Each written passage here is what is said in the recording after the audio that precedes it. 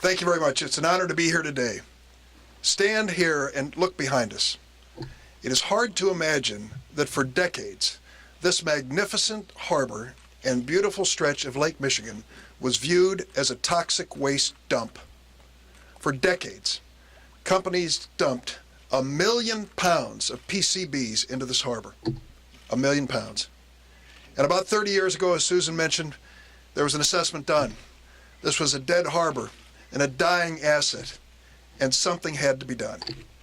First, we turned to the responsible corporations.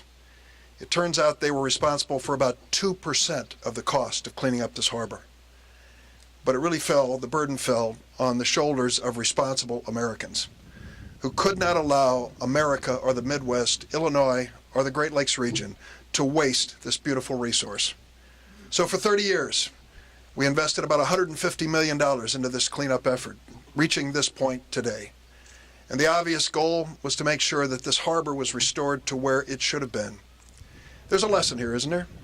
In terms of corporate conduct, whether they use this harbor as a dump out of ignorance or negligence or malice, whatever, we've got to make sure that there's responsible corporate conduct when it comes to our water, our air, this country that we live in and value so much. That's part of the future, to make sure that we don't have these mistakes happen again, over and over.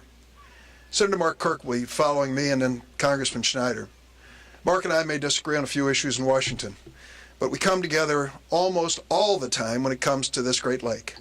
We understand what it means to our region, not just the drinking water, not just the commerce, not just the tourism, but the pride that we take in having a state on Lake Michigan.